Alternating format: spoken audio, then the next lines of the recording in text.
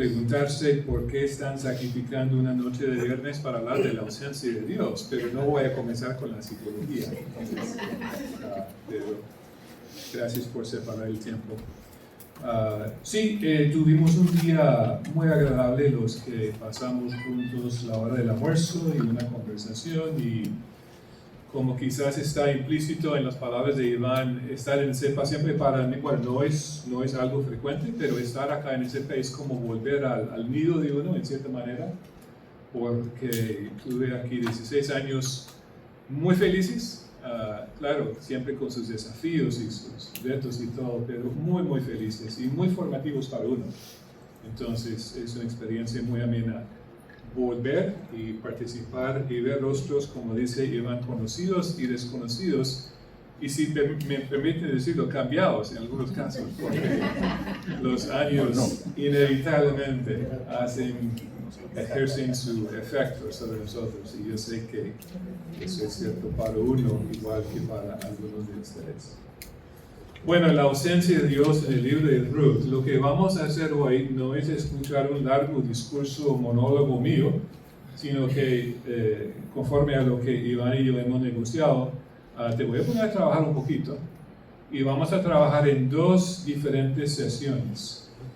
Vamos a buscar, digamos, el momento orgánico para cerrar la primera sesión, quizás respirar un poco, conversar un poco y después iniciar la segunda, y así vamos a progresar. Bien, la ausencia de Dios entonces en el libro de Ruth.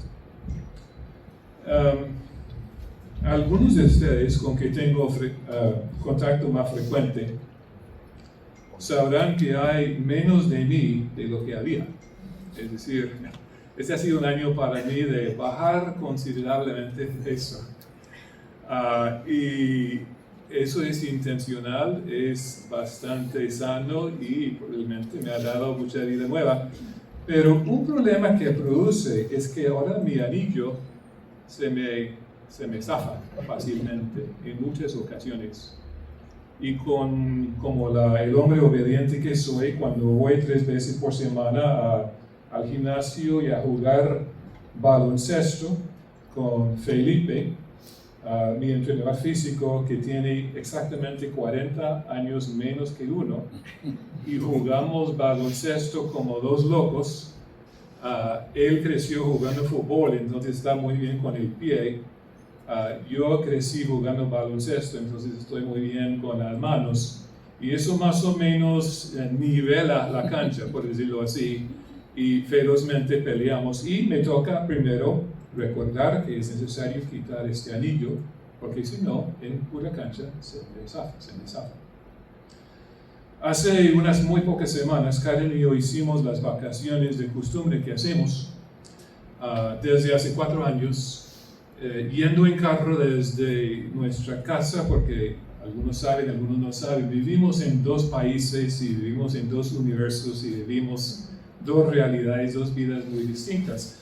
Entre enero y junio normalmente estamos en Medellín, Colombia, donde yo sirvo como profesor de Antiguo Testamento e idiomas bíblicos en el Seminario Bíblico de Colombia. Y después, en junio, hacemos la migración en sentido norteño, y vivimos entre junio hasta diciembre en el estado de Connecticut, en Estados Unidos, al noreste, al extremo noreste de Estados Unidos, casi fronterizo con Canadá, casi.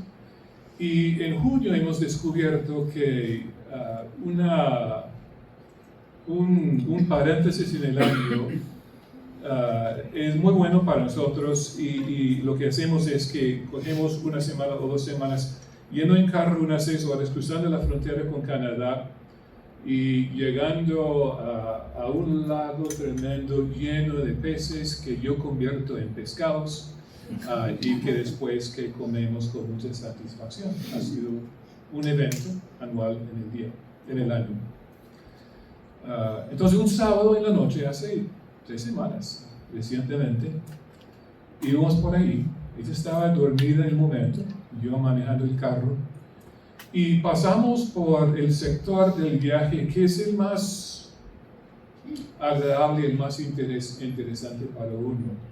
lo que llamamos Upstate New York, es decir, la parte norteña del estado de Nueva York. Ahora, yo sé que cuando muchos piensan en Nueva York, piensan en la Gran Manzana, digamos, en una ciudad inmensa, notoria por su inmensidad. Y quizás no saben que la parte norteña del estado de Nueva York no podría ser más diferente a lo que es la Gran Manzana. Es rural, es pacífico, es gente muy sencilla. La atmósfera sociopolítica es conservadora en lugar de liberal. Es una realidad totalmente diferente e interesante, porque yo soy hombre de finca, o sea, crecí en un lugar muy rural, entonces yo me siento muy interesado en paisaje, tanto humano como natural, de Upstate New York. Y yo observé un rotulito que decía Dinamarca, pueblito de Dinamarca. Y me llamó la atención porque eso, en nuestro contexto allá, sugiere que los europeos que como que se asentaron en esa zona seguramente eran gente danesa.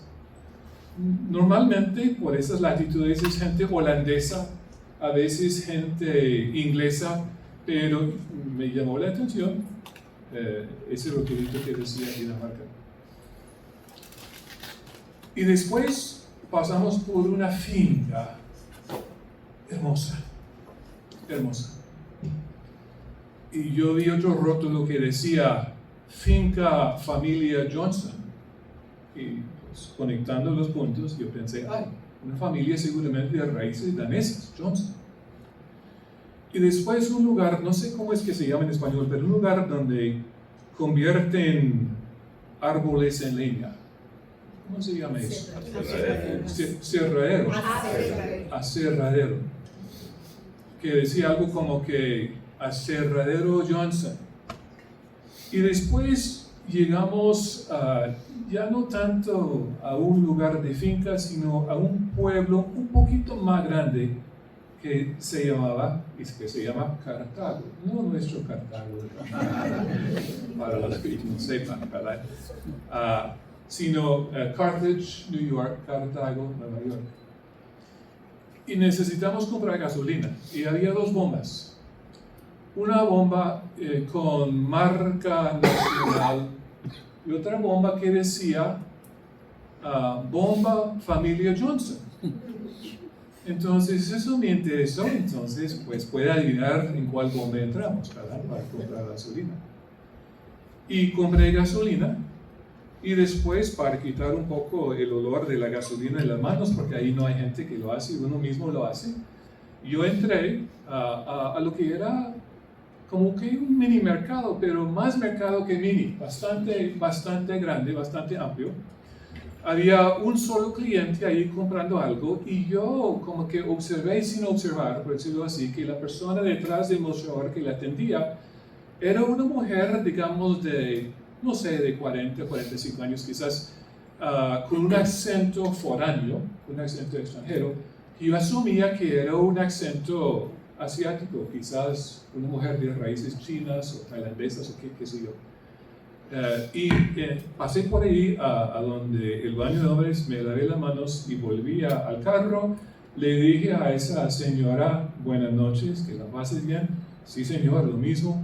Y fuimos a Canadá, 3 horas más de carretera y llegamos.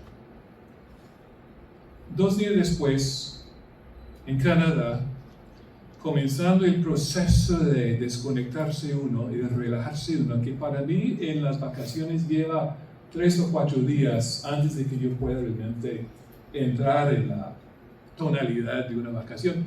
Y estaba ahí frente al lago, seguramente habiendo comido una cena de pescado, porque eso es lo que hacemos, y me di cuenta de que mi anillo no estaba. Ahora, algunos saben que la vida no me ha exonerado de tragedias y que hace 14 años la vida y el reloj de la vida comenzó de nuevo para mí con mi matrimonio, mediante mi matrimonio con Karen. Ahora cumplimos 14 años de casados. Y eso añade un significado adicional a lo que es un anillo de matrimonio, ¿verdad? Y fue un golpe darme cuenta de que no tenía el anillo. Y yo pensé, quizás cuando estaba pescando se me zafó, quizás está ahí en el lago es inmenso, quizás se perdió en las aguas del lago. Pero después, contemplándolo, yo pensé, yo salí del carro en un lugar que se llamaba Dinamarca. Y yo puse la gasolina, compré gasolina, hice la parte, digamos, manual de meter la gasolina. Y después fui y me lavé las manos con un jabón. Seguramente se me quedó ahí. Pero entonces eso para mí era igual a haberlo perdido para siempre, ¿verdad? Porque, ¿qué va a pasar? O sea, seguramente está en la basura o alguien lo encontró y se lo llevó y lo vendió o qué sé. Y pasé 2 días más antes de que se me ocurrió, quizás yo tengo suficientes datos en mi mente para de alguna manera ponerme en contacto con la gente de esa bomba, quizás. Porque yo recuerdo que unos kilómetros antes, yo había visto Dinamarca y después Johnson y Johnson, finca, aserradero, bomba. Entonces fui al internet y consulté y seguramente ahí estaba el número telefónico del sitio de web del mercado Johnson, Four Corners Johnson se llama. Entonces los llamé. Sí, esas llamadas que uno no anticipa nada de ganancia, pero uno las hace porque quizás. Un joven responde, un hombre joven, y le expliqué la situación. Sinceramente no escuché mucha como que solidaridad emocional conmigo en mi crisis, ¿verdad? De parte de la voz que contestaba. Pero él escuchó y después él dijo, señor, ¿usted podría describir ese anillo? Yo le descubrí, es un anillo sencillo, es un anillo barato, es un anillo cuyo valor está en el compromiso y el renacimiento vivencial que Karen representa para mí, no en la sofisticación del anillo, porque no es sofisticado. Yo se lo describo. Él dice, lo tenemos.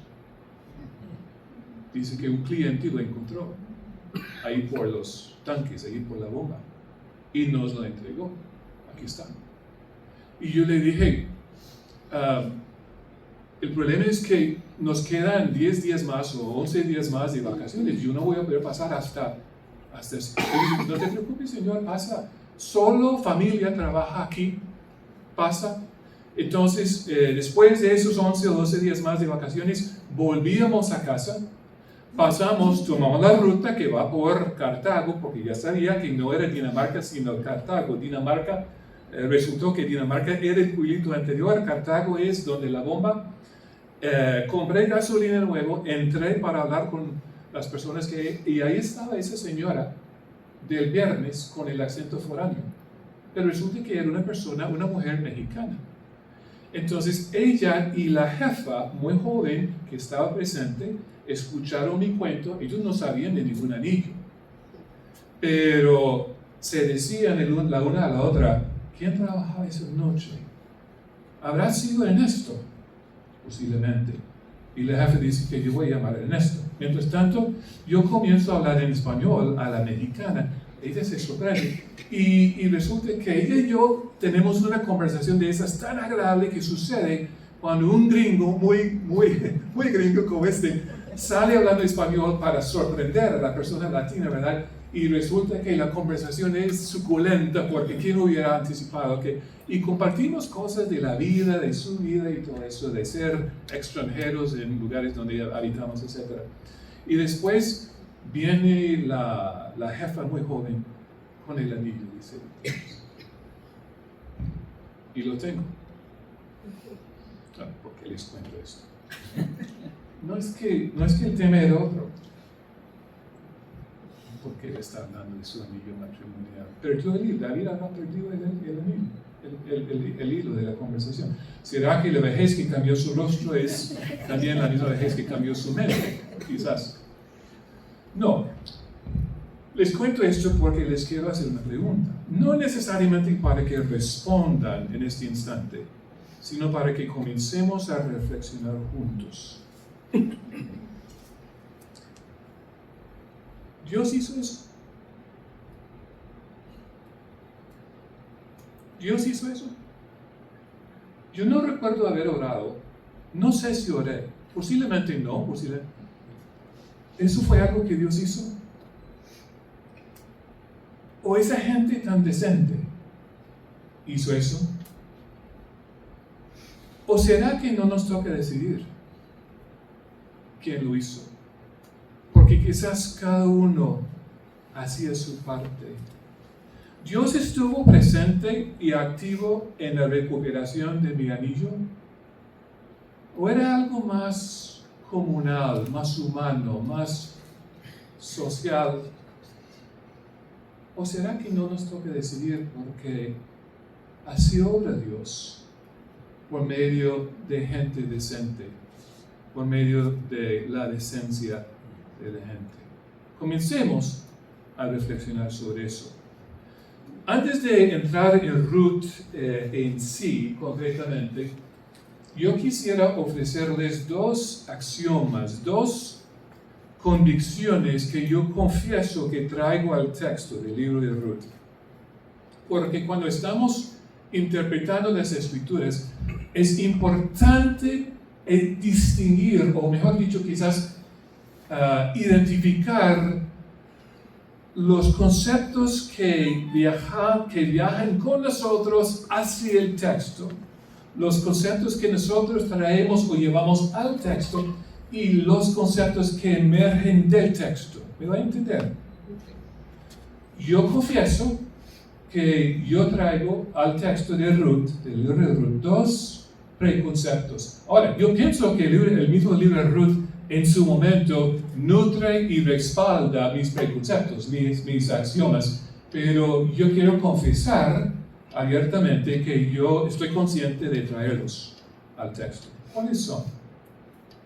Primero, la principal forma en que el ser humano experimenta la fuerza de Dios es la perseverancia y la resiliencia. No sé si les parece o no, pero yo lo creo. Y por eso yo uso esa sigla que significa semejante a o tiene una conexión orgánica con, que la fuerza divina y la perseverancia y resiliencia humanos van muy de la mano. Ahora, yo argumento, yo les propongo que cuando en la misma Biblia uno ve la fuerza del Dios omnipotente obrando en vidas frágiles como las nuestras, que ordinariamente esa fuerza no es la fuerza con que Elías sacrifica a los profetas de Baal, no es una fuerza gigantesca ordinariamente sobrenatural que mueva montañas, normalmente no. Yo les propongo que la principal forma en que el ser humano experimenta la fuerza de Dios es en dos formas: perseverancia y resiliencia. Algunos están haciendo esto, entonces los veo algunos medio convencidos, otros no. Y no estoy haciendo un argumento absoluto, no estoy diciendo que el ser humano nunca participe en lo que llamaríamos milagros increíbles. No, yo lo creo, yo lo he visto. En una o dos ocasiones yo lo he vivido. Pero estoy diciendo que la principal forma en que el ser humano experimenta la fuerza de Dios es otro tema, es otra cosa, es otra experiencia. Es perseverancia y es resiliencia. Yo conozco las historias de algunos pocos de ustedes que han sufrido en esta vida lo suficientemente para saber que yo fui testigo de su perseverancia en circunstancias insoportables y su resiliencia en el contexto de esas mismas circunstancias, y que eso fue la fuerza de Dios, el poder de Dios manifestándose en una vida humana, y yo diría también en una comunidad humana, porque pienso que esto no es un fenómeno meramente individual. Ahora, ¿en qué consiste la perseverancia? Bueno, la Real Academia nos diría lo siguiente.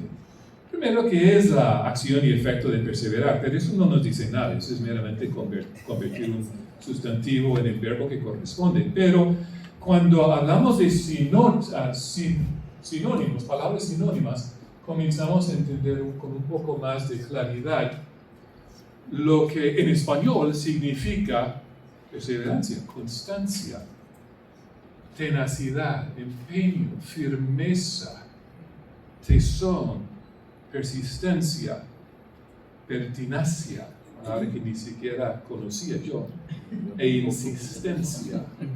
Y su palabra antónima, inconstancia.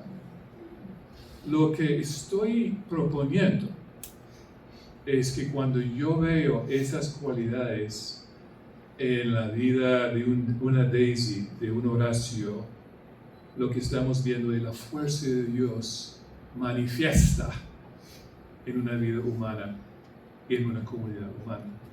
¿Están conmigo hasta el momento? Sí. No estoy preguntando si están de acuerdo, sino si me he dado a entender. Y si esa es una definición de la perseverancia, ¿qué tal la resiliencia? La capacidad de adaptación de un ser vivo frente a un agente perturbador, o un estado o situación adversos, o situación adversa, o adversos. La muerte de un ser querido pone a prueba nuestra resiliencia, ejemplo, en cursiva, ejemplo. Y ahora tenemos que leer el punto 2 y metaforizar un poco, porque no estamos hablando de química, estamos hablando de vidas humanas. Pero me encanta esta descripción acá en número 2, también de cortesía de la Real Academia. Capacidad de un material, mecanismo o sistema para recuperar su estado inicial cuando ha cesado la perturbación a la que ha estado sometido.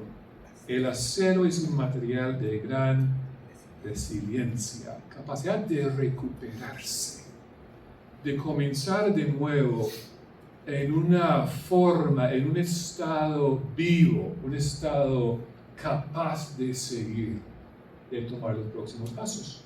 Yo pienso que la fuerza de Dios, cuando se manifiesta en vidas como las nuestras, se manifiesta en esa forma. Es una acción, es algo que yo traigo, un preconcepto que yo traigo al texto de Ruth. Segundo axioma. La principal forma en que el ser humano experimenta la bondad de Dios, ya no la fuerza de Dios, sino la bondad de Dios, es la decencia humana, con especial énfasis en aquella cualidad que llamamos chesed o amor leal. Chesed en hebreo y en la hebrea es una de las palabras más cargadas de significado que podemos encontrar, y aunque mi intención no es enseñarles hebreo en esta noche, sí quisiera mencionarles este vocablo, esta palabra chesed, que normalmente nuestras traducciones optan por traducciones como misericordia, pero eso realmente es un poco deficiente. Amor leal sería mucho más suficiente para representar en nuestro idioma compartido lo que es chesed en hebreo. Ahora, con ese pequeño atajo lingüístico, volvamos al axioma. La principal forma en que el ser humano experimenta la bondad de Dios es la decencia humana, con especial énfasis en la cualidad que llamamos chesed o amor leal. En otras palabras, ¿cómo observo el amor leal divino en la vida de un Sadrach? Mi argumento es mediante su decencia. ¿En qué sentido la vida de Sadrach es parecida a la vida de Adonai, del Señor? En que Dios es bueno y Sadrach en consecuencia es una persona decente. No sé, no les veo convencidos todavía. Posiblemente porque estén pensando en decencia en términos más estéticos, que alguien habla bien, pero eso no es lo que yo tengo en mente cuando hablo de decencia. Y busco el apoyo de la Real Academia. Particularmente acá, porque eso sí es más estético. Esto no. Dignidad en actos y palabras. Comportarse con honorabilidad, honradez y rectitud. Si me topo con un supuesto creyente que ha estado caminando con el Dios de Israel, el Dios de la Biblia, el Padre de nuestro Señor Jesucristo, y 10 años después su vida no manifiesta la bondad de Dios en términos de dignidad en actos y palabras, honorabilidad, honradez y rectitud, mi pregunta pastoral es, pues ¿en cuál Dios estás creyendo? Porque yo no veo la coherencia, yo no veo la correspondencia entre la bondad de Dios y la decencia tuya. En ese sentido estoy hablando de decencia.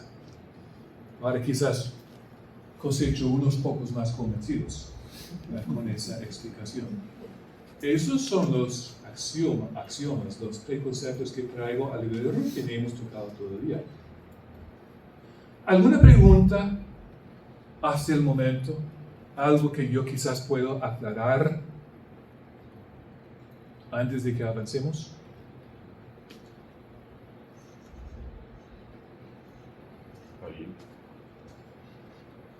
Ok. Ahora, ¿cuántos dirían lo siguiente? ¿Cuántos afirmarían lo siguiente? Yo conozco bastante bien, relativamente bien el libro de Ruth. Los 4 capítulos del libro de Ruth. Levanten la mano si usted diría, yo estoy familiarizado. Más o menos, sí. Ok, bien. Cuando entramos al libro de Ruth, vamos a entrar en una esfera donde abunda perseverancia y resiliencia. Y donde abunda decencia. Vamos a entrar en una burbuja de shalom.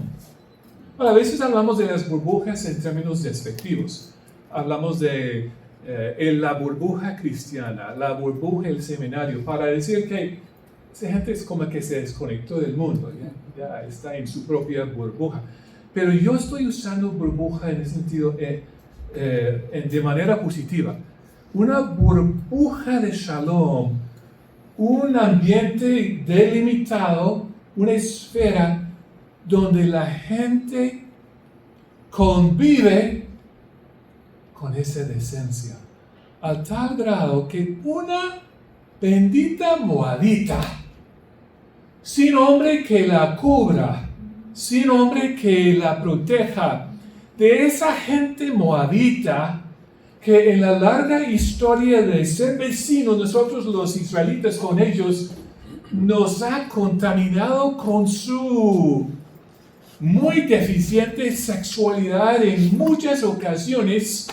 Y ahora viene una joven moabita, está en nuestro medio haciendo cosas extrañas de noche durante la época de la cosecha de grano y todo eso. Y es una gente en los campos de Belén capaz de acoger, de recibir, de abrazar hacia una tal moabita y colaborar con ella en la construcción de un futuro tan radical que a ella la incorpore a las mismas genealogías de Israel, volviéndose abuelita del gran David de un futuro. ¿Cómo es posible que eso pasó? Esa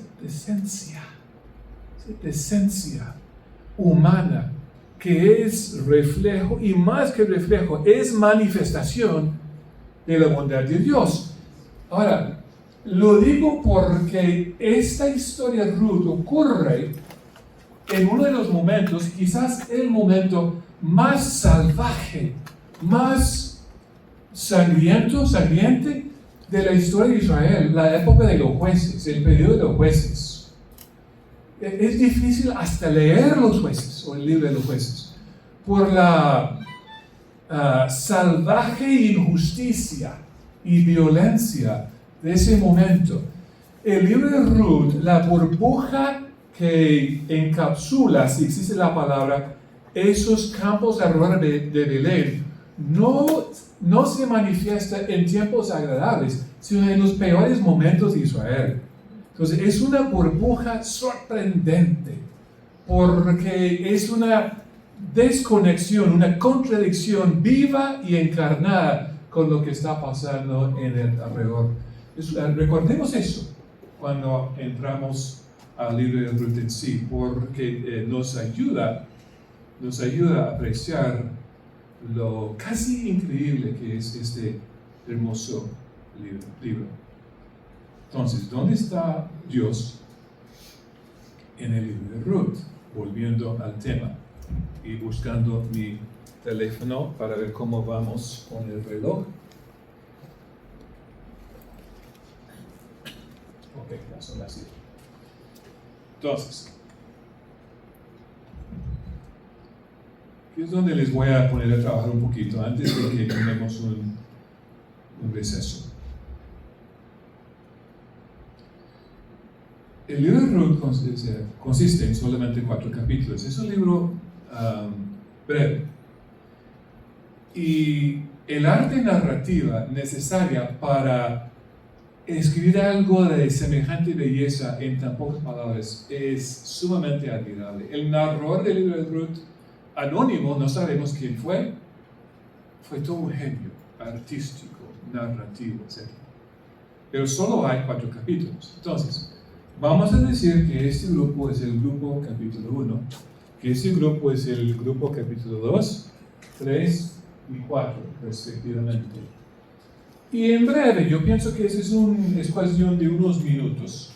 Yo quisiera que cada uno trabaje con alguien o quizás con 2 personas en su alrededor, en su entorno, y que leen el capítulo respectivo y que hagan una reseña, un resumen muy breve que responde a la pregunta ¿qué pasa en ese capítulo? Y después que pasen a la segunda de las preguntas ¿qué hace Dios en ese capítulo? Trabajen en grupos de 2 o 3, tomen unos 4 minutos para hacer esto, lean rápidamente el capítulo y después ¿qué pasa? Y ¿qué hace Dios en este capítulo? ¿Listo? Vamos.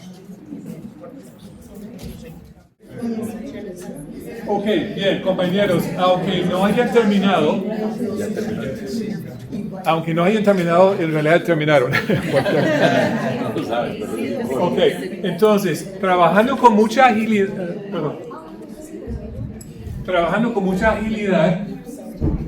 grupo 1, para el beneficio de los otros 3 grupos, ¿qué pasó? ¿Qué pasó en el capítulo 1? Bueno, el traslado de la familia de Elimelech a Moab, la muerte de Elimelech y de los 2 hijos. Bueno, previamente se habían contraído matrimonios con moabitas, pero después oye que Dios había vuelto a traer prosperidad a Belén, y entonces ella regresa con las dos nuevas, pero una decide regresar y la otra permanecer. Gracias, Marvin. Ok, vamos a volver a este grupo, pero eso es lo que pasó. En capítulo 2, ¿qué pasa? Con la misma agilidad, la misma... Ruth conoce a vos la tratas súper bien, Noemí se agrada de todo eso y reconoce que Dios ha estado en medio del proceso. Ok. Ok, eso es lo que pasó. ¿Qué pasó en 3? Capítulo 3. Noemí tiene un plan perfecto para que llegue a Abás. Bueno, perfecto. Entre comillas. Ok, Noemí tiene un plan. Y se lo da con detalles a Ruth, y Ruth lo obedece y llega a Abás y encontró el favor de Abás. Ok, listo. Ese es el capítulo 3. En capítulo 4, ¿qué pasa? ¿Qué pasó?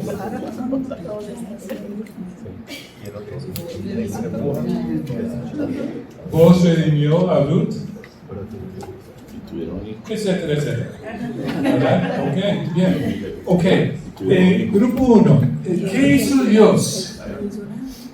¿Qué hizo Dios en capítulo 1?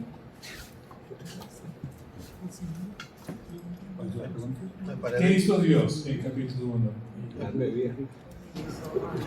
Yo puse, a pesar de las circunstancias, Dios tiene completo control y permite que en medio de la adversidad se cumpla su propósito. Ok, ahora eso es muy bien, eso es muy interpretativo, porque el texto en sí en ningún momento no dice eso, ¿verdad? El texto en sí dice que Dios hizo algo. Que estaba proveyendo. Ok, bien. Entonces, el único versículo en todo el libro de Ruth que dice textualmente que Dios hizo algo es aquello de que ellos en Moab, siendo refugiados y familia mezclada en Moab, oyeron que Dios había traído prosperidad, dices tú, a su gente en el campo de sus orígenes, ¿verdad? Curiosamente, esa expresión, el verbo en hebreo es pakat. Pakat es el verbo más general que uno puede imaginar, es sumamente general.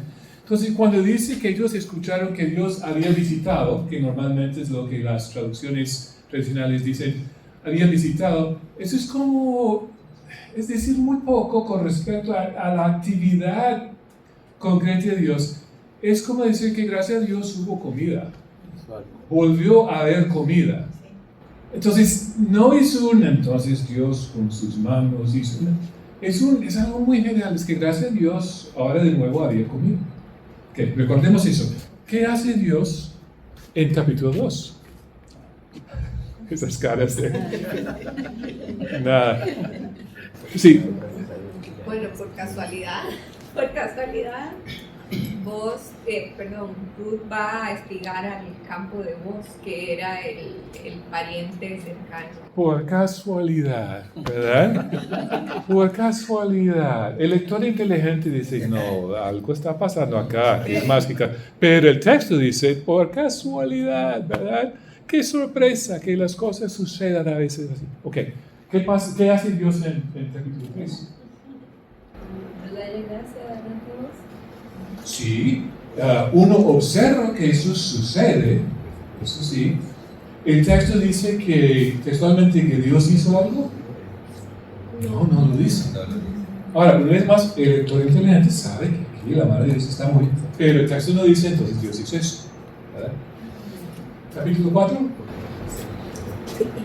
Dios escucha la bendición que el pueblo le da a Ruth y a Boaz. Karen. Me intentas hablarte el micrófono para que hagas el resto de la lección, porque estás anticipando exactamente la ruta que vamos a caminar. ¿El texto dice eso? No, el texto no lo dice. Tenemos que interpretar. Dios como actor, está esencialmente ausente en el libro de Ruth. Horacio dice, le vas a estar enseñando herejías esta noche. Dios como actor está textualmente y esencialmente ausente en el libro de Ruth. Hay una sola afirmación de Dios hizo, y es aquella expresión muy general en capítulo 1 de que ellos escucharon que Dios había visitado a su gente y que una vez más había grano, había pan. Ok, estamos próximos a tomar un receso. Pero primero quisiera sembrar el terreno con estas dos observaciones, o con dos observaciones. Primero, Yahvé o el Señor o Adonai o como quieran, no se revela a través de las instituciones convencionales ni de los portavoces típicos del Antiguo Testamento en ese libro. ¿Dónde está el templo? No. ¿Dónde está una lectura explícita de Torah, de la ley? No. ¿Dónde está el sacerdote? Ausente. ¿Dónde está el profeta? No hay. ¿Dónde está la liturgia? ¿La sinagoga? ¿El sacrificio? Tampoco. ¿Dónde están los voceros convencionales y típicos de Dios? No figuran. ¿Lo ven? Dios está ausente si esos son los criterios que usamos para medir y reconocer su presencia. 2.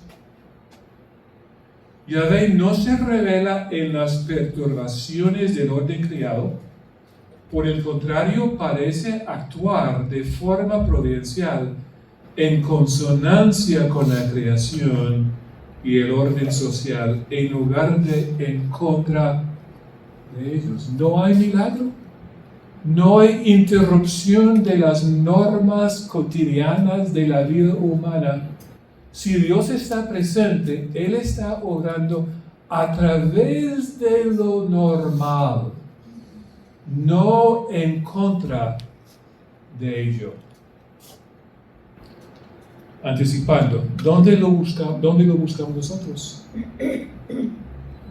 Exclusivamente en la presencia de los voceros y las instituciones de la religiosidad cristiana, o en las interrupciones milagrosas de lo que es normal y cotidiano. Bueno, si ahí es exclusivamente donde lo buscamos, Él no está presente en el libro de Ruth. Él está ausente y nuestras vidas, si ahí es donde anticipamos que Él haga presencia, pues está bien, pero según este modelo de la vida con Dios, Él no está limitado a eso. Él actúa en la normalidad de vecinos, de gente, de decencia humana, de respeto mutuo, como vamos a ver, y recogiendo lo que el comentario de nuestra hermana Karen hace, Él escucha las bendiciones, Él escucha los Dios te bendiga de la gente como si fueran oraciones y las contesta en Jesús. Tomemos un descanso, un receso de Iván, ¿de cuántos minutos? De unos 10 minutos, y volveremos a sumergirnos en el texto en lugar de prepararnos para esa realidad. Hola, queremos invitarles a estudiar con nosotros un programa de certificado ministerial. Los certificados ministeriales son programas de estudio breves que han sido diseñados para capacitar a maestros, líderes, siervos de las iglesias que quieren herramientas teórico-prácticas para desarrollar un ministerio más efectivo en sus iglesias. Los certificados ministeriales abarcan temas como Biblia, ministerio pastoral, consejería bíblica, certificado de la mujer, apologética, entre otros.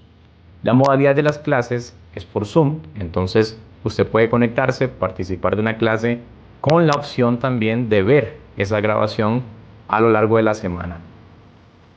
Los programas de certificado tienen una duración de 10 cursos que cada uno dura 4 semanas. Entonces hay una clase por semana durante 4 semanas y eso compone entonces un curso. Así durante 10 cursos, por lo tanto son 10 meses. Si usted tiene alguna duda o quiere inscribirse, puede escribir al número 7198-5818 vía WhatsApp o bien al correo electrónico certificados@cepa.org. Les esperamos. Espero que me vayan a perdonar si los presiono un poco para que rescatemos los minutos que tenemos. Y gracias por su excelente colaboración hasta el momento. Entonces, volvamos a la correspondencia entre la bondad divina y la decencia humana. Y quiero hablar de 3 manifestaciones de la dignidad humana que están impregnadas de la presencia benéfica de Dios. Voy a repetir eso. A veces cuando uno prepara una presentación de PowerPoint, uno está inmerso en los detalles y las palabras se ven tan lúcidas y después el momento de presentarlas, uno dice, ¿qué estaba pensando yo? Porque pensé que eso fue algo claro y evidente. 3 manifestaciones de la dignidad humana que están impregnadas de la presencia benéfica de Dios. Pero recuerden que yo los seduje, por decirlo así, si me permiten la expresión, usando la idea de la ausencia de Dios en el libro de Ruth, pero yo pienso que ahora todos están intuyendo que yo no creo que Dios esté ausente en términos absolutos, pero ausente en términos importantes. Y ahora hablemos, o más bien busquemos esas concordancias entre bondad divina y decencia, o quizás honorabilidad humana. Ahora, hablando de bondad divina y su presencia benéfica, el Antiguo Testamento, si tiene un credo, y el Antiguo Testamento y en consecuencia el judaísmo como religión, son reticentes a usar expresiones tipo credo. El cristianismo no, en el cristianismo florecen las declaraciones cristalizadas de credo y nosotros pues nos inclinamos sobre la sabiduría que hay, por ejemplo, en el credo de apostólico, etcétera, etcétera, etcétera. El judaísmo no y el Antiguo Testamento tampoco. Pero si en el Antiguo Testamento hay algo que se asemeja a tener una resonancia credal, una resonancia de credo, es esta expresión. Adonai Tov Leolam Chasdo. El Señor es bueno. Su misericordia, su amor leal es para siempre. Porque eso se repite en tantas ocasiones narrativas en el Antiguo Testamento y después se convierte en algo muy reiterado en los Salmos, por ejemplo, en la liturgia. Entonces, para mí es una declaración casi credal, si la palabra existe, casi de credo. El Señor es bueno, el Señor es Tov, el Señor es benéfico quizás, para siempre es su amor real. Y ahora, busquemos o más bien escuchemos lo que tengo en mente acá. Primero, y esto es exactamente lo que Karen decía cuando menos quería yo que lo dijera. Pero, hablando de Karen, cada vez que usted escucha en una conferencia de estas un error mío en el español, y yo sé que abundan errores míos, es culpa de Karen, porque Karen fue mi maestra, mi profe en el Instituto de Lengua Española. Entonces, los defectos y las falencias que persisten después de tantos años de vivir en nuestra América no son culpa mía, es culpa de Karen. Ok, escuchen esto. Para mí, esto es increíble. Los habitantes de los campos que rodean Belén, es decir, la gente de este libro, se intercambian bendiciones de boca en boca, o sea, verbalmente. Yahvé las escucha como oraciones y les responde con creces. Eso es increíble. Donde hay tanta coherencia en la vida de esa comunidad que inclusive sus discursos horizontales, hombre a hombre, hombres a hombre, hombre a mujer, mujer a hombre, se vuelven oraciones desde la perspectiva divina y Él responde con ánimo, aun cuando textualmente Él no está participando en el momento, textualmente, Él está muy presente, escuchando y respondiendo. 7 veces, según mi conteo, esto ocurre. Primero, ¿tienen Biblias asequibles, Biblias digitales o Biblias impresas? ¿Puedo contar con eso? Ok, entonces no sé si vamos a tomar el tiempo para ver las 7 instancias de ese fenómeno, pero sí por lo menos vamos a ver algunas. Primero, yo quisiera pedir que alguien lea, desde quizás alguien del grupo, el capítulo 1, que lea por favor en voz alta los versículos 6 a 10. Los versículos 6 a 10. Capítulo 1, perdón. Sí. Adelante, sí, por favor. Entonces se levantó con sus nueras y regresó de los campos de Moab, porque oyó en el campo de Moab que Jehová había visitado a su pueblo para darles pan. Salió pues del lugar donde había estado, y con ella sus 2 nueras, y comenzaron a caminar para volverse a la tierra de Judá. Y Noemí dijo a sus 2 nueras: andad, volveos cada una a la casa de su madre, Jehová haga con vosotras misericordia, como la habéis hecho con los muertos y conmigo. Os conceda Jehová que halléis descanso, cada una en casa de su marido. Luego las besó, y ellas alzaron su voz y lloraron, y le dijeron: ciertamente nosotras iremos contigo a tu pueblo. Listo, muchas gracias por esa lectura. Ahora, ¿en qué consiste la bendición pronunciada? ¿Qué es lo que Noemí dice que realmente es una bendición?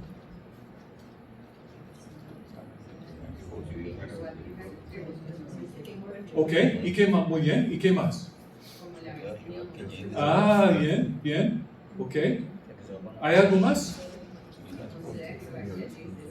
Ah, que Él conceda, que Él les dé, les conceda descanso, reposo, menojá es la palabra, y lo que significa textualmente es reposo, descanso, lo que significa como que metafóricamente es hogar o familia. Entonces no es cualquier reposo, no es el reposo tipo siesta que yo me tomé hoy en la tarde para refrescar las baterías, descargar. No, es reposo que uno experimente en familia. ¿Por qué? Porque son mujeres sin familia, se les murieron, se les fallecieron los hombres. Ok, Dios respondió esa bendición como si hubiera sido una oración. En lo que pasa en ese libro, Dios hizo lo que Noemí deseó. Claro que sí. Por lo menos, ok, listo. Muchas gracias. Con respecto a Ruth, no sabemos respecto a Orfa. Aparentemente la imaginación, la bendición de Noemí era suficiente para contemplar la posibilidad de que en un hogar moabita Dios conceda reposo, descanso, seguridad, familia a Orfa, aparentemente. Que ella no tuvo que haberse convertido a israelita, si fuese posible, para que el Señor le concediera a ella también. Pero no sabemos, porque nos quedamos en ignorancia al respecto. Pero con el caso de Ruth, sí sabemos que ella recibe ese menojá, ese reposo, esa familia en abundancia. Y en capítulo 4, hombres y mujeres del grupo capítulo 4, ahí vemos la espléndida abundancia de esa vida, de esa familia, cuando nace el hijo, y pues esa vida está celebrada por las mujeres de Belén en ese momento. Ahora, yo pienso que hay bendiciones, porque en un momento vamos a hablar de lo que es una bendición. Yo pienso que hay bendiciones de mano vacía o de manos vacías y bendiciones con manos, con recursos en la mano. Y el caso de esta primera, de la instancia de esta primera bendición, es definitivamente una bendición de manos vacías. Porque Noemí no tiene nada que colabore con su deseo expresado, tipo bendición. No tiene nada. De hecho, ella dice: yo me fui de mi lugar de origen llena y vuelvo, ¿qué? vacía. No me llaman más Noemí, que significa como que amena, agradable, hasta placentera. Llámenme Mara, que significa amarga o amargada. Pero la parte más relevante es, me fui llena, estoy volviendo vacía, y sin embargo que el Señor les concede. Ok, primera instancia. ¿Cuál es entonces el segundo? Y en este caso vamos a hablar de, por lo menos lo que yo creo que es una bendición. Grupo del capítulo 2. Pedimos que alguien con mucha agilidad y espontaneidad lea el capítulo 2, versículos 1 al 7. Ahora, todos prestemos atención al contenido de la bendición. Al contenido de la bendición. Yo. Sí, listo. Lucila. Noemí tenía por parte de su esposo un pariente que se llamaba Boaz. Era un hombre rico e influyente de la familia de Elimelech. Y sucedió que Ruth, la moabita, le dijo a Noemí: permíteme ir al campo a recoger las espigas que vaya dejando a alguien a quien yo le agrade. Anda, hija mía, respondió su suegra. Ruth salió y comenzó a recoger espigas en el campo detrás de los segadores. Y dio la casualidad de que el campo donde estaba trabajando pertenecía a Boaz, el pariente de Elimelech. En eso llegó Boaz desde Belén y saludó a los segadores. Que el Señor esté con ustedes, que el Señor lo bendiga, respondieron ellos. ¿De quién es esa joven?, preguntó Boaz al capataz de sus segadores. Es una joven moabita que volvió de la tierra de Moab con Noemí, le contestó el capataz. Ella me rogó que la dejara recoger espigas de entre las gavillas detrás de los segadores. No ha dejado de trabajar desde esta mañana que entró en el campo hasta ahora que ha venido a descansar un rato en el cobertizo. ¿Y eso es hasta cuál versículo? Hasta el 7. Hasta el 7, excelente. Ok, entonces compañeros, ¿en qué consiste esta segunda bendición? ¿Quién está bendiciendo a quiénes? Entre ellos se bendijeron. ¿Entre quiénes?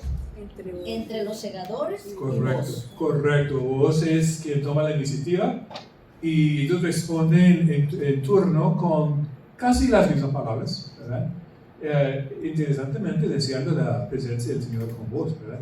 Entonces, es una segunda bendición. Ahora, yo pienso, esa es mi interpretación de los hechos, que esta bendición mutua entre dueño y trabajadores es muy relevante para que nosotros entendamos la atmósfera, el ambiente. Creo que aquí lo que tenemos no es una mera formalidad, sí señor jefe, y también que no. Yo pienso que el contexto demuestra que en estos campos de Belén, dueño y trabajador estaban en una relación humana en lugar de una guerra de clases, me parece. Es una interpretación, pero en el contexto es una interpretación que yo defendería y en ese sentido es relevante. Ahora, ¿Dios escucha y responde en la narración esta bendición? Algunos están diciendo que sí. ¿Cuáles serían sus evidencias al respecto? Y él siempre está bendecido. Okay, y si él está bendecido, ellos también tienen trabajo. Ok, listo.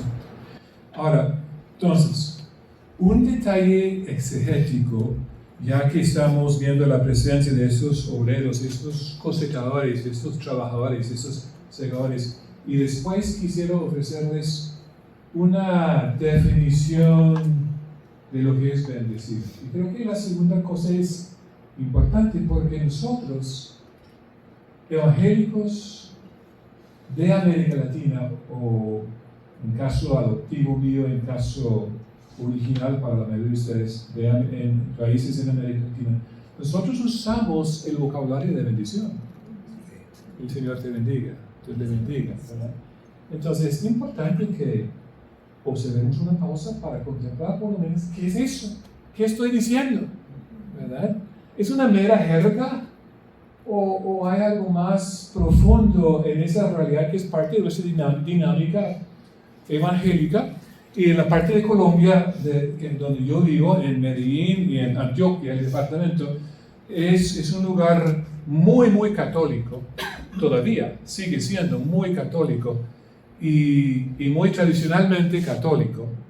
De modo que algunos colombianos dicen que si uno es colombiano y católico, esa persona es católico nominal, a menos que sea de Antioquia, entonces es católico discipulado.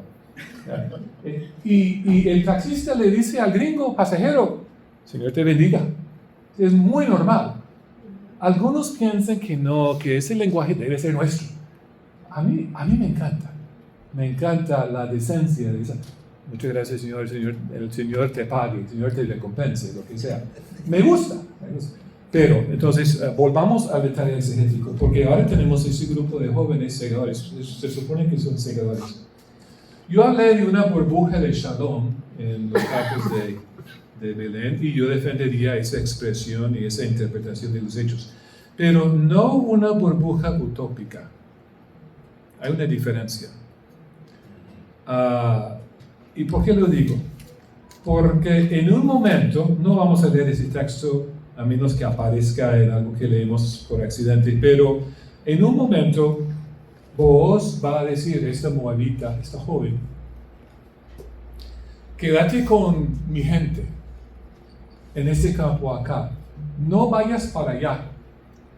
Y después él dice al jefe de los obreros, al mayordomo, gracias. Él dice al mayordomo que no, y que los muchachos no la toquen. Y casi todas las traducciones en español dicen algo así, que no la toquen. Pero esa palabra en contexto no es tocar. Es algo mucho más fuerte que refleja la vulnerabilidad de una mujer joven que no tiene quien la defienda en ese contexto. No estoy defendiendo un patriarcalismo, estoy reconociendo una comunidad, una cultura conservadora donde la mujer sin hombre que la acoja es una mujer muy vulnerable. Y cuando él dice, en tiempos de cosecha, fueron los ticos, los amigos míos ticos, que me enseñaron que durante la cosecha de café en tiempos tradicionales, las reglas del juego se relajaron un poquito. Cuando las familias salían para cosechar café. Y claro, cosas pasaban que en la continuidad de la ciudad normalmente no pasarían. Y pienso que tenemos algo muy parecido a Ruth. Entonces, eso significa que no la acosen, o quizás aún peor, ¿verdad? Esa es mi interpretación de los hechos. Y es una interpretación discutible, pero también defensible. Yo la defendería.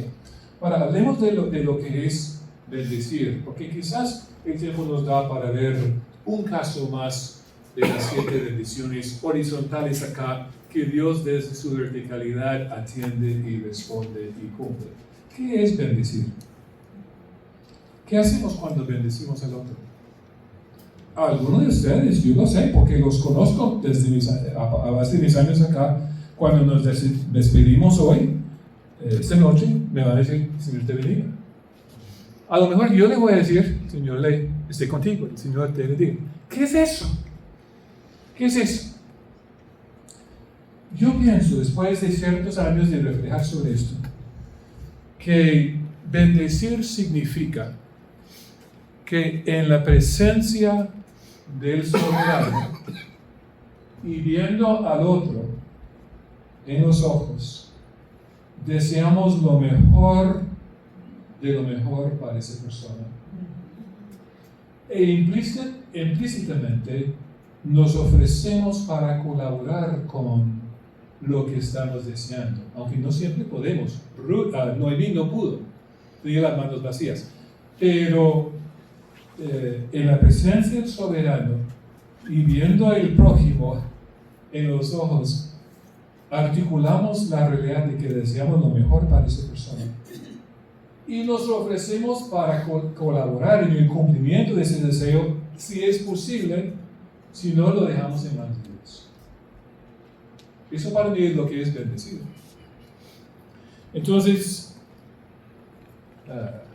el Señor te bendiga puede ser la expresión de una mera jerga o puede ser algo mucho más profundo. Algo mucho más profundo. Veamos un tercer ejemplo de bendición y después pasaremos a más de esencia humana. Capítulo 2, retomando el texto donde Priscila lo soltó, 8 al 13. Capítulo 2, 8 al 13. Vamos a pedir que otra persona o que la misma Priscila del grupo capítulo 2 nos lea capítulo 2, versículos 8 al 13. Yo.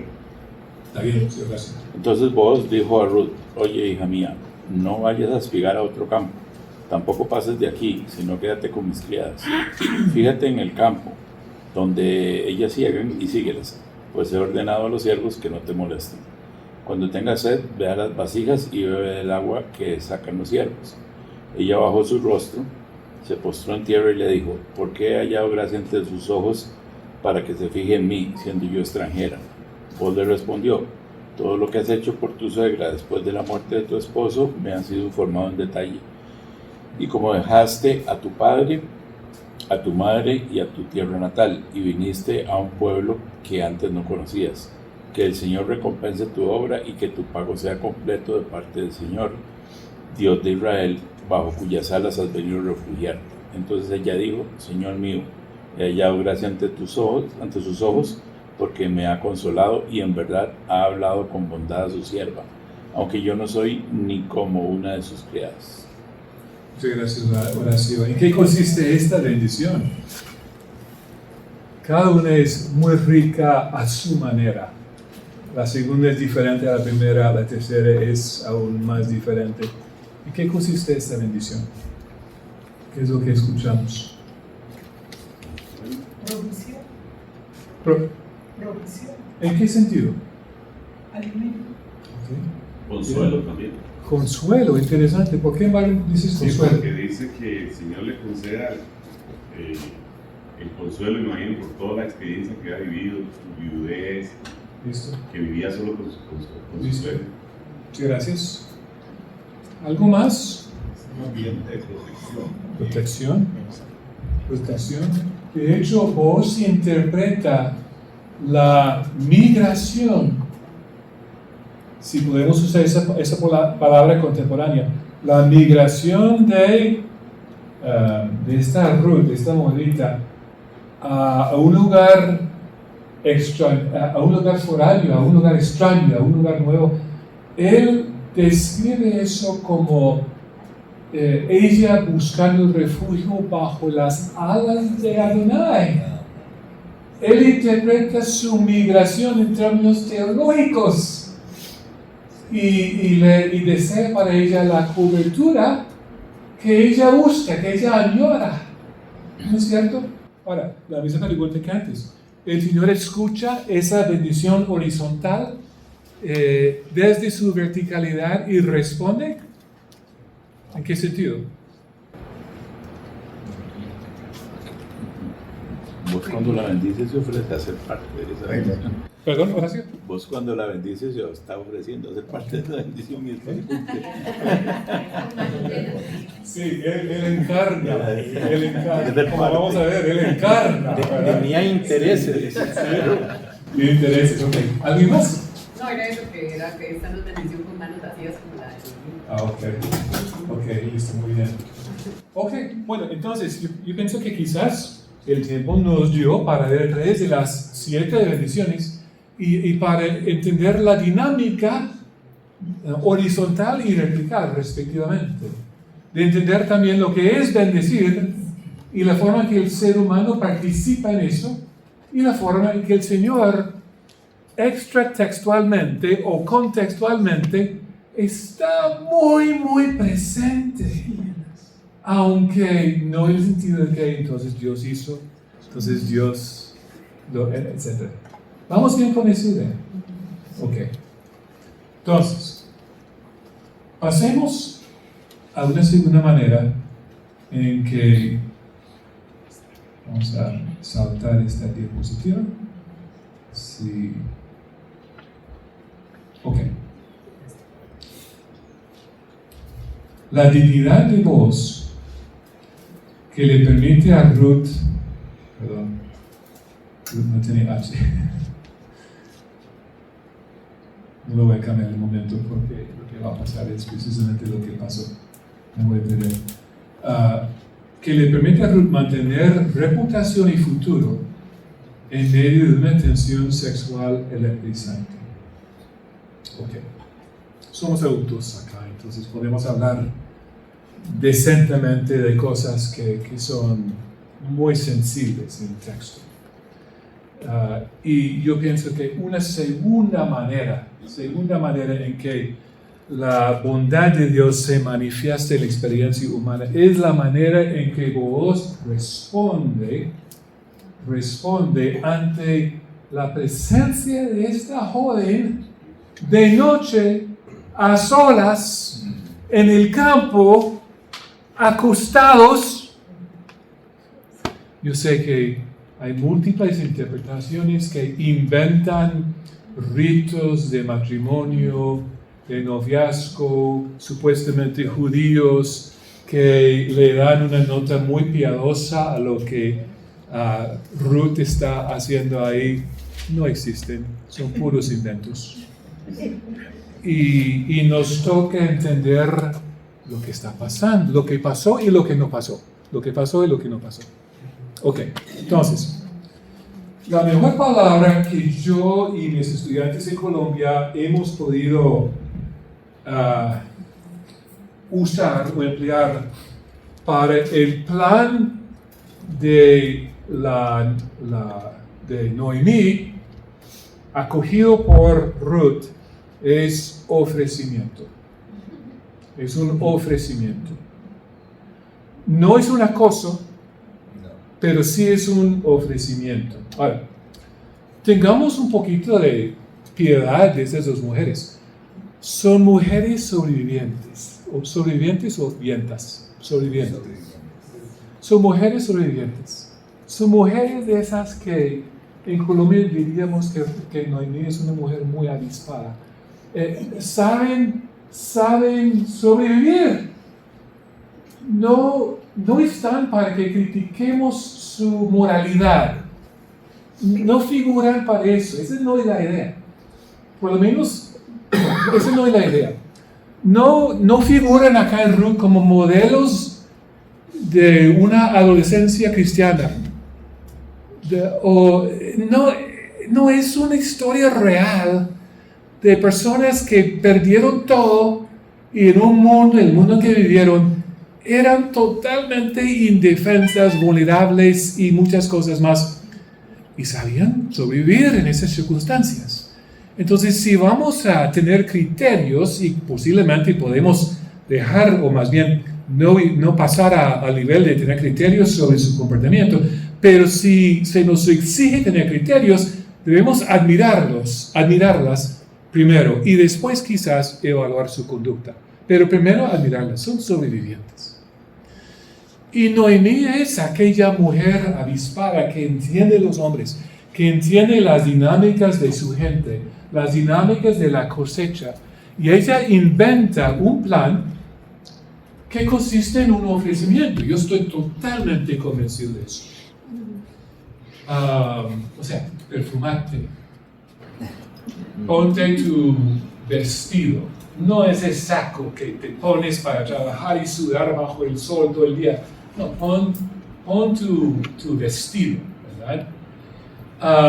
Fíjate en donde ese hombre, que es pariente nuestro, posiblemente pariente redentor, fíjate en donde él se acuesta.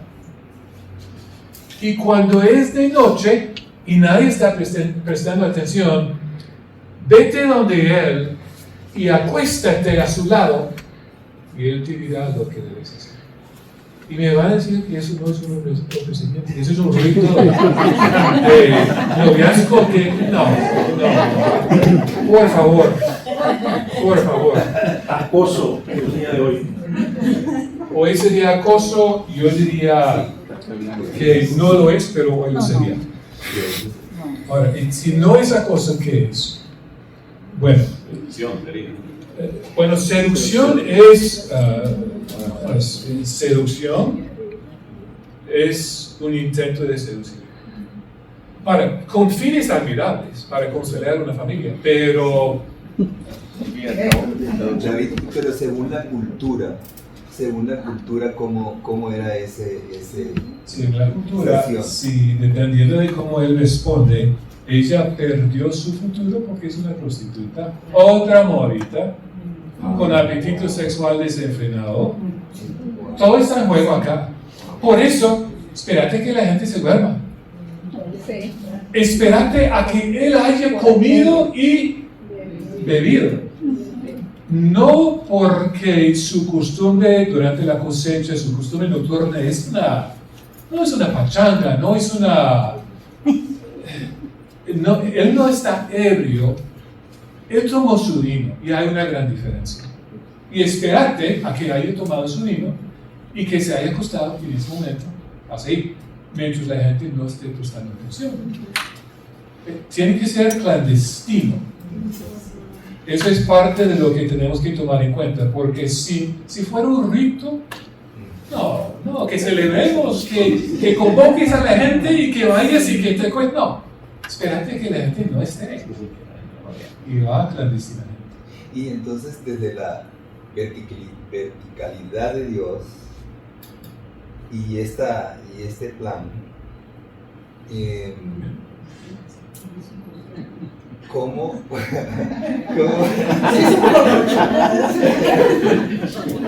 Dios está ausente. Sí. Le ganaste la cartera. ¿Está presente en esto? Bueno, a ver. Mucho gira en torno a un detalle del plan de Noemí y la eventual acción de Ruth de descubrir sus pies. Mucho gira en torno a eso. Entonces, voy a tratar de explicar lo que yo creo que pasó y que no pasó, para que sepan. Y hablando con la libertad de adultos y gente responsable, si usted no se siente gente responsable, ya es el momento de despedirse. Y los demás continuaremos. Esa parte es extraña, destapar o descubrir sus pies. Ahora, curiosamente, posiblemente es una manera de, no sé, de seducir. Posiblemente, quién sabe. Y posiblemente sus pies son sus pies. Es la parte sensible. En varios textos, en un puñado de textos del Antiguo Testamento, los pies son un eufemismo para los testículos del hombre. Entonces, por eso es que digo que mucho gira en torno a lo que, en este detalle del plan. Porque eso sería una cosa. Ahora, el problema con esa interpretación, y tiene un problema, es un problema bastante grande, es que la palabra pie en hebreo es regel. Escuchen los sonidos de nuestra R, nuestra G y nuestra L, regel. Los pies son los reglaim, los regel. Y esa no es la palabra precisa que ocurre acá. Es una palabra muy similar, pero es diferente. Ahora, yo les voy a decir la palabra que es, pero escuchen la misma R, G y L. Margolet. Entonces, es una palabra que toma regel, pie o testículos como su raíz, pero que agrega algo, un prefijo y un sufijo. Entonces, no es la misma palabra. Ese es el gran problema con la teoría acoso. Y para mí es un problema fatal para esa teoría. Porque no es regel, es margolet. Tiene que ser similar a, pero diferente a eso. Entonces, El problema con Regel, o la virtud de Regel, es que ocurre tantas veces en la vida hebrea que sabemos exactamente lo que significa, porque tenemos muchos ángulos de muchas perspectivas para verlo en uso, no hay duda. Significa pie o significa en términos eufemísticos testículos, no hay duda, sabemos eso. Margolet, al contrario, por otro lado, ocurre solamente aquí y en Daniel. En la descripción de la estatua que se está erigiendo en Daniel. Y en ese contexto, Margolet también aparece. Sigue siendo una palabra de uso infrecuente, pero por lo menos no es lo que los estudiantes de CEPA sabían o conocerían como un hapax legómeno, una palabra que ocurra una sola vez. No es hapax legómeno, es una palabra de uso infrecuente, pero por lo menos tenemos una opción adicional para tratar de entenderla. Y en esa descripción de esa estatua, significa como esta parte, los muslos o esta parte de las piernas de la estatua. Ahora, yo pienso que eso probablemente significa que en Ruth también descubrir los marglotaim son descubrir las piernas y acostarse ahí mismo. Eso no es un acoso, pero es bastante atrevido. Bastante atrevido. Entonces, imaginemos el escenario. Vos dormido. Dormido. No solo dormido, porque tomó su vino y es cosecha y estuvo presente todo el día en el campo, sino trabajando, supervisando, moviéndose. Es un tiempo alegre de cosecha. Él es un jefe, entonces él no duerme con los demás chicos, él va a donde él puede dormir bajo las estrellas, en la privacidad de que su situación social le concede, come, tema, y el texto dice, espérate hasta que su corazón esté alegre. O sea, está contento, muy contento. Tomó sus 2 vasos de Cabernet y ahí está. Todo el día bajo el sol, acostado.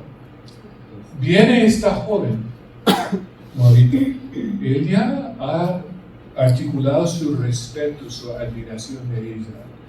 Ellos en un contexto público ya han compartido palabras muy sentidas.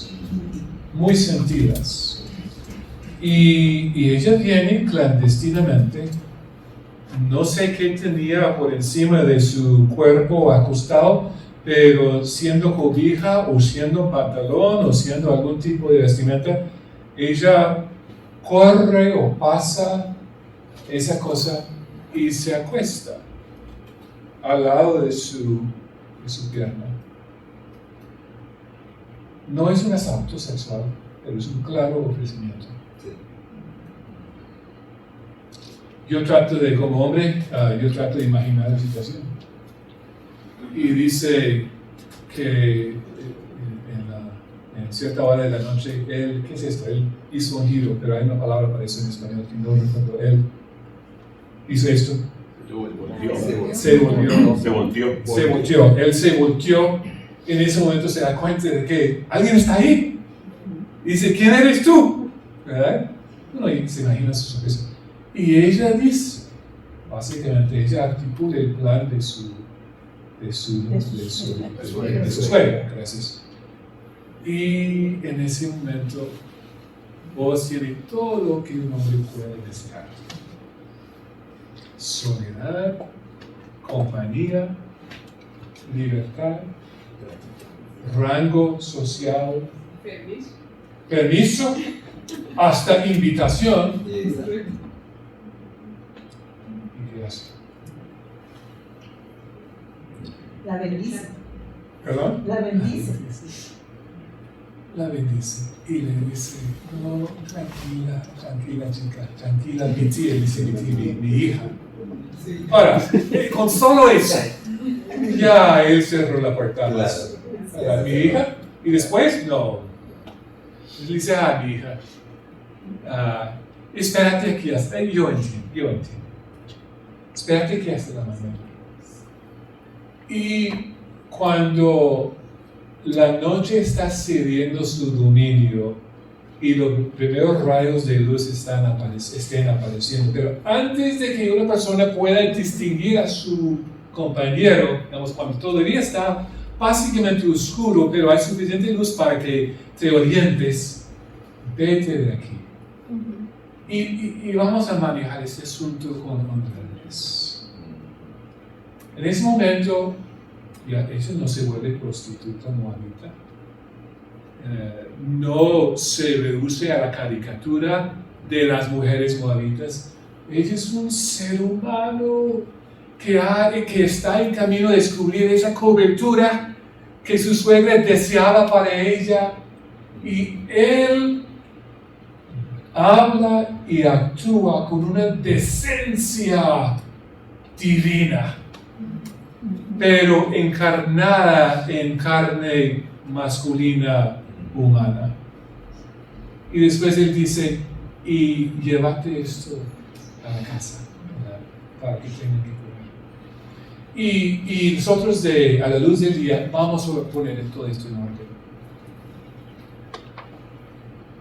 Yo pienso que eso es más que la mera narrativa de un encuentro sentimental de noche. Eso es Dios haciendo presencia en la vida de una persona que gozaba del poder necesario para hacer lo suyo y gozar de lo suyo, y renunció a esas opciones en favor de un futuro para esta muchacha, esta extranjera, esta moabita. Bondad divina encarnada en vida humana decente. Tercer ejemplo, y ahora vamos hacia una recta final. El caso extraño del fulano de tal. Eso para mí fue un descubrimiento increíble hace, no sé, 1 año, 2 años. Ahora pasemos al capítulo 4. Y aunque yo voy a leer desde la NBLH, yo le invito a que sigan mi lectura en la versión que usted tenga ya. Y dice, Booz subió, 4:1, a la puerta ahí y se sentó. Y cuando el pariente más cercano de quien Booz había hablado iba pasando, porque Booz no estaba el primero en la fila. Y él respetaba eso, él estaba dispuesto a sacrificar sus opciones para efectos de la tela de la comunidad, correcto. Entonces, y dice, y el que está de primero en la fila va pasando. Y él dice en versículo 1 al final, oye, amigo. Si alguien está leyendo la Reina Valera, dice otra cosa. Ahora, la gran sorpresa para mí cuando yo comencé a buscar esto, a investigar esto, mejor dicho. De aquí voy a pasar a una gráfica de presentación y vamos a pasar al 4.1. Yo sé que para nosotros la columna relevante es la de derecha, ¿verdad? Y sin embargo quiero mostrarles algo.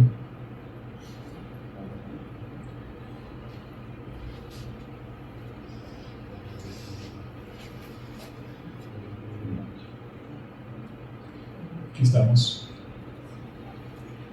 Oye, amigo. Oye, amigo. Perdón. No quise hacer eso. Y vamos a poner la manera que es muy literal en este momento.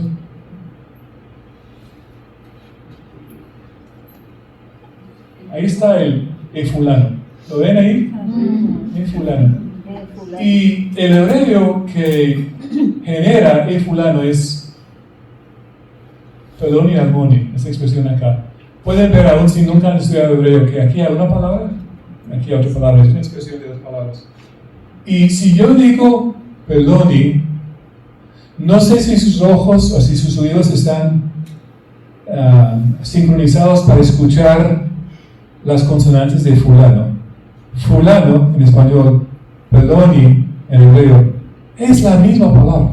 Nosotros en español le heredamos nuestra palabra fulano de la época en que había muchos judíos viviendo en España y el dialecto de ellos era, digamos, un antecedente a nuestro español. Entonces, esta palabra nos llega a nosotros directamente y produce nuestra expresión fulano.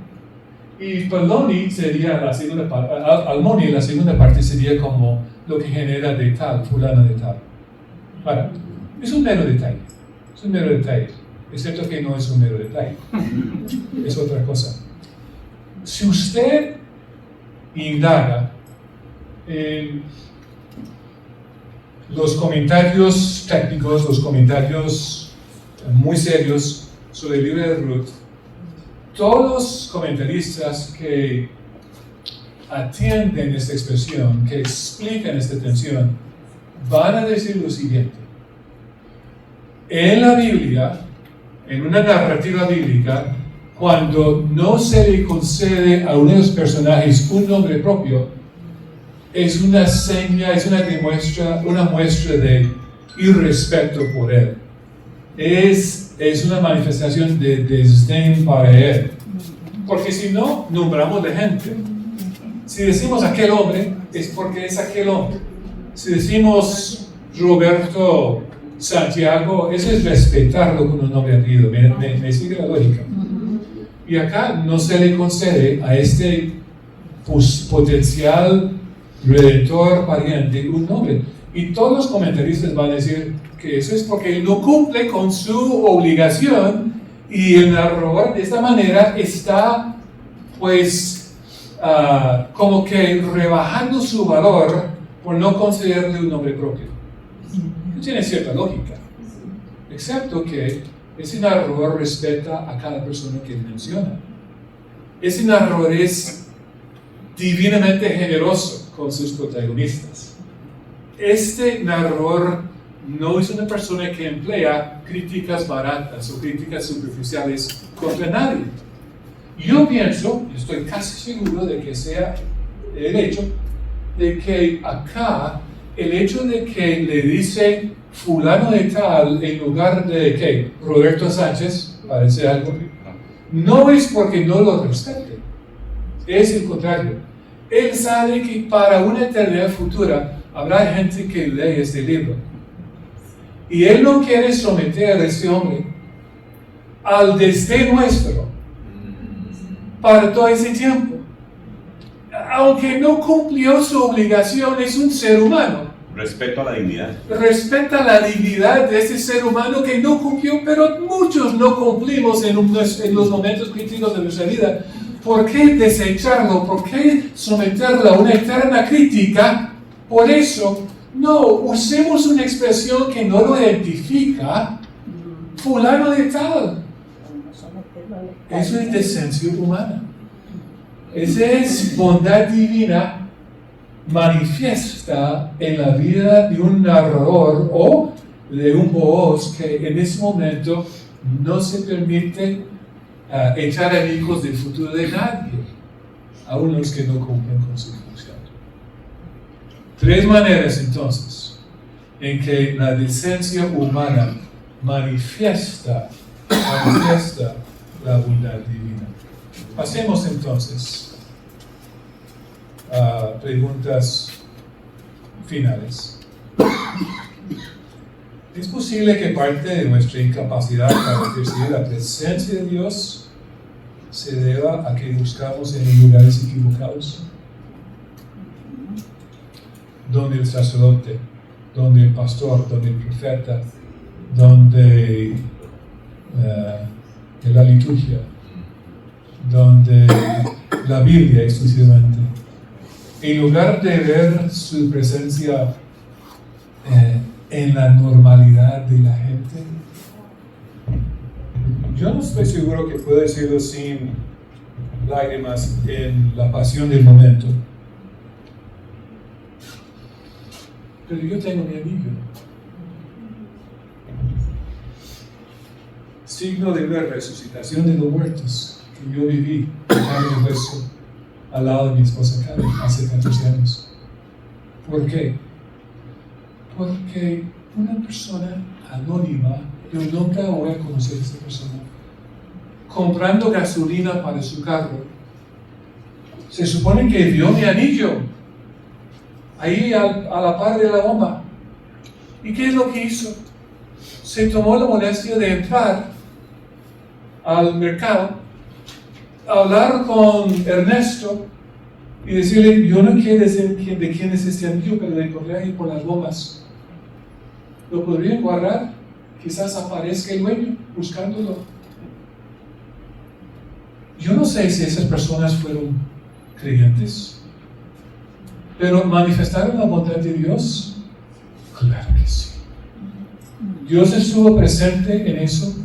Claro que sí. Y yo no sé si nombraron su presencia o no. Yo nunca lo sabré.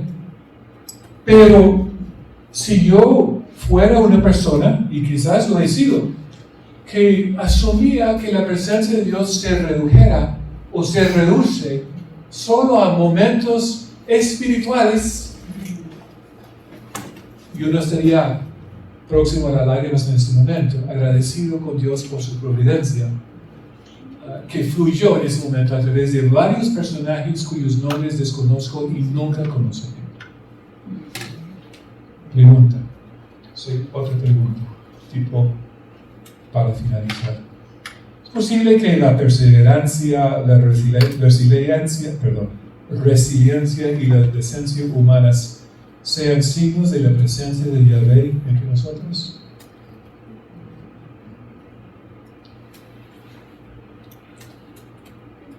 Dios bendiga a Costa Rica.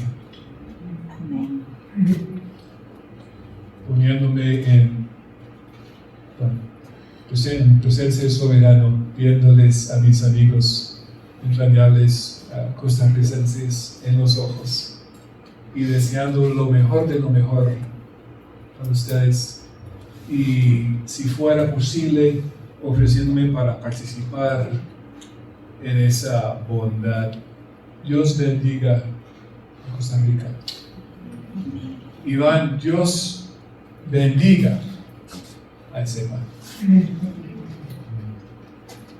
Compañeros, Dios les bendiga a ustedes. Amén. Amén.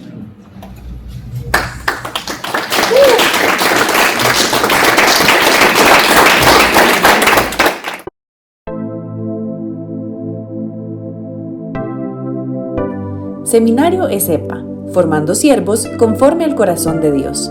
Contáctenos en www.esepa.org o al número 4001-6052.